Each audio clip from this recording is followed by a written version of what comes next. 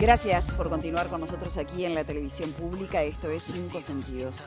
Vamos a hablar sobre el endeudamiento o el sobreendeudamiento de los hogares uruguayos. Resulta que son los más pobres los que están más sobreendeudados y que muchas veces esto tiene que ver con créditos que se sacan para pagar el consumo de las cosas más básicas como la alimentación, el alquiler, en fin. Ana María Misragi, un gusto recibirte. Contanos, venís con este informe. Gracias. Sí, efectivamente el endeudamiento de los hogares es muy importante. Pensemos que hay 1.932.760 personas que tienen algún vínculo con el mercado de crédito. Pero miremos en la siguiente placa y ustedes van a ver los últimos 3 ítems, cómo los deudores más comprometidos ascienden prácticamente a 720.000 hogares, 720.000 personas que tienen dificultades para pagar sus créditos. ¿Y qué pasa con los hogares pobres, que son, como bien lo decía Gabriela, los que más se endeudan? Bueno, sacan créditos para cubrir en realidad sus necesidades básicas. Pero ¿qué pasa también cuando estos hogares, estas personas no pueden pagar esos créditos? Recurren a préstamos del mercado ilegal y allí esos círculos, esos circuitos ilegales para acceder a nuevos préstamos son muy, pero muy complicados. Aunque la ley de usura en nuestro país en el año 2007 intentó topear lo que se llaman las tasas de interés, sin embargo, el mercado financiero tiene tasas por encima del 100% y hasta el 100%. No hay mucha información sobre qué sucede con los mercados del crédito ilegal. Las tasas de interés de los créditos ilegales ascienden a 15.000%, mientras que los créditos del mercado legal están entre 80 y 120%. De cualquier manera, son muy altos. El aumento del crédito ilegal es proporcional precisamente a no poder acceder al crédito formal, porque se trata de personas que ya están sobreendeudadas. Y esto suma un problema más, y es que estos no son sujetos que prestan dinero, sino que son organizaciones delictivas. Entonces, las prácticas para recuperar las deudas son prácticas muy violentas que sufren las familias, hombres y mujeres de los hogares más humildes. La novedad, como les decíamos, es que no son sujetos como ocurría antiguamente en nuestro país, sino que son organizaciones delictivas que además están vinculadas al microtráfico. Y hay un dato que es realmente muy significativo. Mientras en nuestro país hay aproximadamente 720.000 personas que están endeudadas, el sistema financiero, los bancos en el Uruguay tienen ganancias que son extraordinarias. Fíjense esta cifra que vamos a mostrarles a continuación. Las ganancias de los bancos ascienden a 1.576 millones de dólares. Estas cifras del Banco Central son del año 2024 y estamos hablando de 326 millones de dólares más que lo que ocurrió en 2023. Y ahí está la contradicción. Por un lado, miles de personas endeudadas, por otro lado, el sistema financiero con ganancias extraordinarias. Pero precisamente para hablar de este tema y para profundizar es que invitamos a Marcelo Ventós. Él es integrante de una organización no gubernamental como es el Instituto de Promoción Social y Económica del Uruguay. Ellos trabajan con esta población, trabajan precisamente con estos hogares endeudados. Marcelo, bienvenido. Un gusto recibirte en Cinco Sentidos. ¿Cómo andás? Buenos días, muchas gracias por la invitación. Bueno, decíamos eso al final, ¿verdad? Digo, decir, esta situación que es novedosa, porque estamos hablando por un lado del mercado legal, que es muy complicado, miles de familias endeudadas. A eso se le suma el mercado ilegal, se le suma por otro lado el sistema financiero que incumple con la ley de usura, que plantea que no se pueden poner tasas de interés tan altas y sin embargo se colocan. ¿Es todo cierto?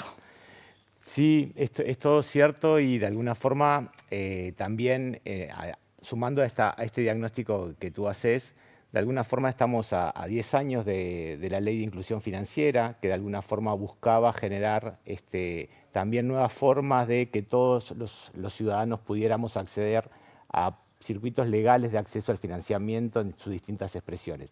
Creo que 10 años después podemos constatar que mucho se ha avanzado en esa dimensión, porque realmente hemos avanzado como sociedad, y han surgido algunos nuevos elementos a partir de esa puesta en práctica que estamos en una nueva oportunidad de poder corregir, mejorar e incluir estas dimensiones nuevas que la realidad uruguaya está explicando, como la explica también, me parece que no es menor, las otras realidades latinoamericanas y europeas.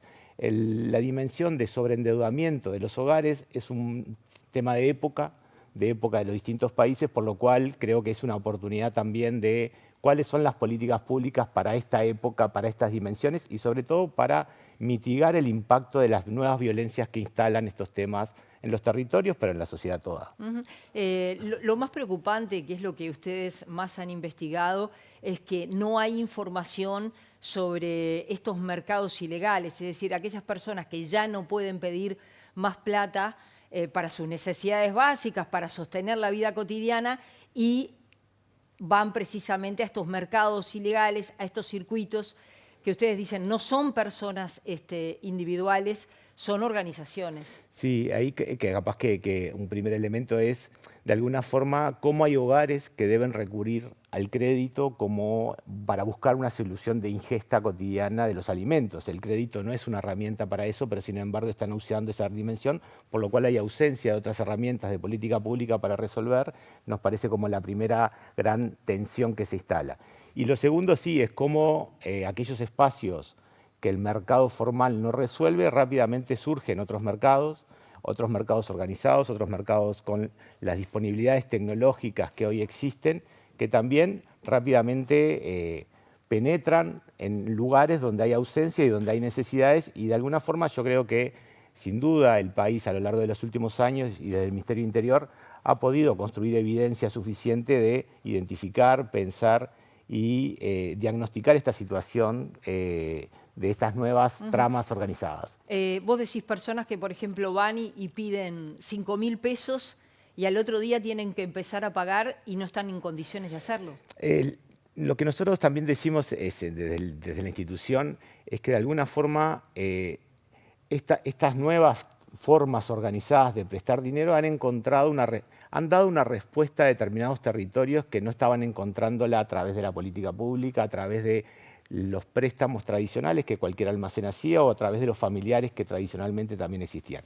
Al haber agotado toda esa dimensión de acceso al financiamiento, surgen otras con capacidad económica, con capacidad de cercanía, con capacidad de cotidianeidad, que de alguna forma vuelve a instalar la discusión de cuáles son las microfinanzas que requieren estos sectores, que obviamente no son las finanzas bancarizadas que creamos en los últimos tiempos, sino que hay otra trama de microfinanzas a pensar, a construir, que pueda dar respuesta desde el ámbito formal. Desde el ámbito ilegal ya la están dando la respuesta y no tiene pocos años, tiene varios años. Capaz que la penetración en la capital ha sido más lenta, pero en el interior viene sucediendo. Las primeras denuncias surgen, tienen 4 o 5 años, las primeras denuncias de préstamos o denuncias vinculadas a préstamos de otra forma distintas a las que conocemos tradicionalmente.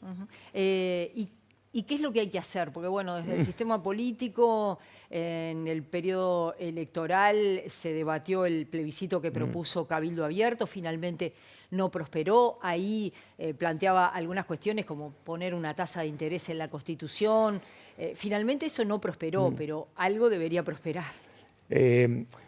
Lo que está claro es que no podemos hacer una sola cosa. Es decir, no existe pensar que esta situación se resuelve con una sola medida de política pública, sino que requiere varias medidas de política pública de forma simultánea y de forma que operen las distintas capas. Capas vinculadas al Banco Central, con cómo poder facilitar una calculadora donde compare las tasas con las ofertas que el mercado formal tiene, eso ya lo dice la ley de usura, que lo tiene que hacer, cómo poder avanzar en recomendaciones de propaganda y de oferta de estos créditos, cómo pensar una nueva generación de políticas de educación económica y financiera que incluyan nuevos procesos de defensa del consumidor y de negociaciones que puedan pautar nuevas conversaciones entre el otorgante y el que ejecuta.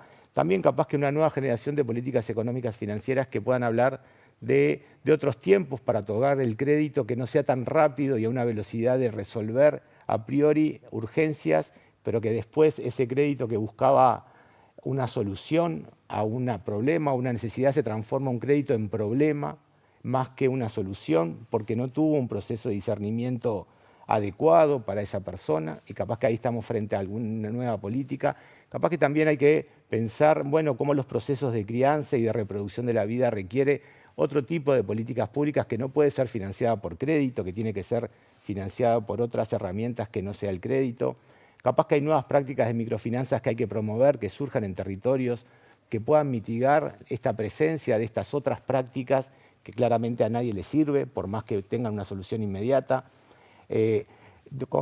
Capaz que a compartir, de hecho hay un proyecto que venimos trabajando con el equipo técnico de AEBU, con la Facultad de Ciencias Económicas y con la Facultad de Ciencias Sociales, que un poco busca develar y poner sobre la mesa distintas perspectivas, no con una búsqueda de una única solución, en tanto entendemos que hay que abordarlo como fenómeno multicausal de distintos lugares, pero sí claramente requiere que las políticas que puedan surgir de este presupuesto incluyan esta dimensión, porque como tú decías, hay 800.000 uruguayos registrados formalmente, ¿no? Es decir, hay otra cantidad más que no están en el registro formal, que están sobreendeudados, y que eso impacta en cualquier política de planificación del hogar, en cualquier otra política pública va a estar impactando, aunque no la estemos tomando como un dato cierto, ¿no? Sí, efectivamente, ¿no? Cuando mostramos las pantallas, según los registros del Banco Central, las personas con complicaciones y que están endeudadas asciende aproximadamente a 720.000,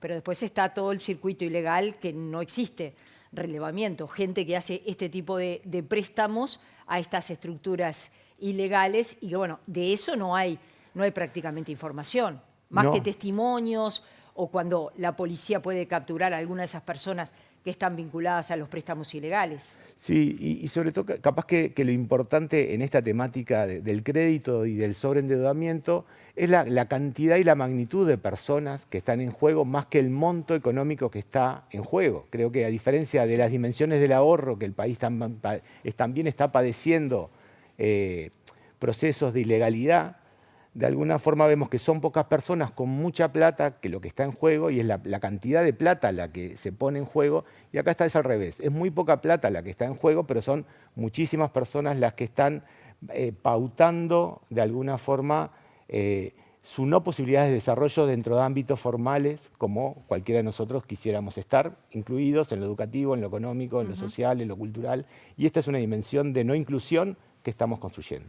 Sí, gente que saca préstamos para sostener la vida cotidiana. Marcelo Bentos, ha sido un gusto recibirte en 5 Sentidos. La seguimos en cualquier momento. Gracias. Gracias a ti. Seguimos en 5 Sentidos. Con los 5 sentidos.